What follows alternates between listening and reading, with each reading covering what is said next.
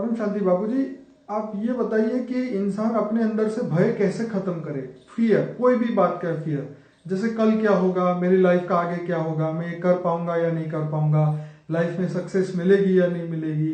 बहुत सारे ऐसे क्वेश्चन है जिसका कोई जवाब ही नहीं है, और इंसान उस क्वेश्चन के बारे में सोचता रहता है और अपने अंदर एक भय क्रिएट करता है। तो उसको रियलिटी में क्या करना चाहिए? देखो, एक बात बताऊं, man is a social animal. क्या है?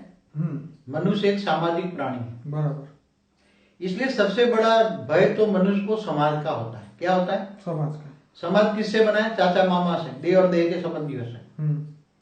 तो पहले तो ये कहेंगे मैं ये कर्म करूंगा तो मुझे ये चाचा मामा क्या कहेंगे, ये कहेंगे, ये कहेंगे, दोस्त क्या कहेंगे। समाज का डर होता है। दुनिया क्या कहेगी, दुनिया क्या कहेगी, दुनिया वाले क्या कहेंगे, इससे डरता है।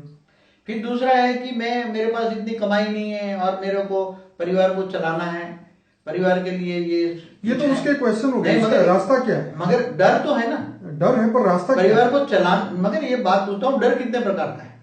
परिवार को चलाना, man is a social animal, समाज का डर है। तो उसका रास्ता क्या है? एक तो पहले आत्मा निर्भय कब बन सकती है, आत्मा में से डर कब निकल जाता है, वो रास्ता बताइए। एक तो पहले आत्मा के अंदर शक्ति आती है। आत्मा जब कमजोर होती है तो सामाजिक प्राणी बन जाता है। क्या बन गया? प्राणी माना जानवर बन गया ना। प्राणी किसको कहते हैं?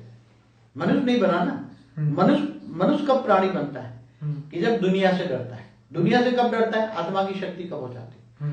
अब जब आत्मा की शक्ति ज्यादा आती है, आत्मा को आत्मज्ञान आता है, तो आत्मा की शक्ति आती है, आत्मा की पहचान होती है, आत्मा परमात्मा की पहचान होती है।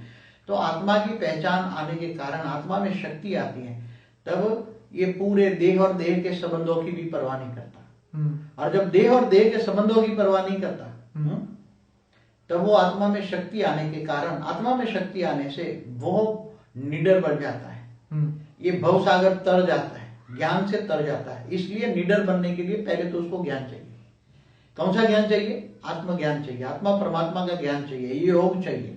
घर गृहस्थ में रहकर योग बने, योग करते हैं, आत्मा परमात्मा को याद करता है, तो आत्मा में पावर आएगी। आत्मा में पावर ही तब ही निर्भय हो जाता है, तब इच्छाएं कम हो जाती हैं। इच्छाएं ज्यादा होने से भी इच्छाएं पूरी नहीं होती, तब भी आत्मा निडर नहीं बन सकती। आत्मा डरती क्यों है? मेरे को इसके बाद 2 गाड़ी, मेरे को एक तो होनी चाहिए ना, तो डर लगता है ना समाज का। मेरे पास गाड़ी नहीं है, लोगों के पास गाड़ी है, मेरे पास कुछ भी नहीं है, खाने का ठिकाना नहीं, तो आत्मा डरती रहती है।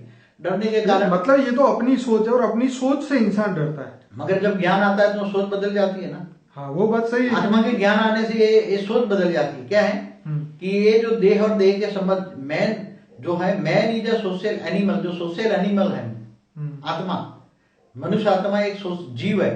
जीव से क्या बन जाएगा? आत्मा में परमात्मा का ज्ञान आने से, परमात्मा का ज्ञान आने से ये देह और देह के संबंधों की परवाह नहीं करेगा, तो सोशल एनिमल नहीं बनेगा। सामाजिक प्राणी से वो बाहर निकल जाएगा, और सामाजिक प्राणी से बाहर निकल, मतलब आपका मतलब यही है कि डर को हटाने के लिए तुम्हारे अंदर जो पॉजिटिव शक्ति चाहिए वो सिर्फ परमात्मा से मिल सकती है, वो सिर्फ ज्ञान से मिल सकती है। जब ज्ञान आएगा तो आत्मा एकदम पावरफुल हो जाएगी, मतलब निडर बन जाएगी, तभी वो अपने डर से बाहर निकलेगी। यही हुआ ना मतलब? आत्मा को निडर बनाने वाला केवल परमात्मा ही है। ओके। बाकी परमात्मा के, तुम परमात्मा तुम्हारे साथ है तो तुम दुनिया से डरोगे? तुम्हें हमेशा हर वक्त मैं, जैसे एक नरसिंह मेहता था, तो उसने सारे संसार को, दुनिया वालों ने उसके नाक बाहर रख दिया। क्या बोला? समाज से बाहर, समाज से बाहर रख दिया, नाक बाहर। तो वो डरा नहीं ना, क्योंकि उसके पास पता था कि मेरे पास भगवान है, सत्य का ज्ञान था। जिसके पास परमात्मा है, जो परमात्मा के संग का अनुभव कर सकता है, हर भक्त परमात्मा को याद करता है, परमात्मा की याद में रहता है, उसको, जिसके साथ परमात्मा का संग है, वो दुनिया से डरेगा क्या? तो निडर बनाने का एक ही रास्ता है, परमात्मा को अपने साथ समझे, परमात्मा को अपने साथ साथी समझे, अपना मित्र समझे, अपना हर तरह जो भी संबंध बनाना चाहे परमात्मा से बन सकते हैं। जैसे मीरा क्या बनी? मेरा तो गिरधर गोपाल तो दुनिया का संग छोड़ दिया, तो आज क्या बन गई मीरा? मीरा डरी किसी से नहीं, चाहे उसको विष पिलाया, चाहे सांप भेजा, कुछ भी, आप जानते हो।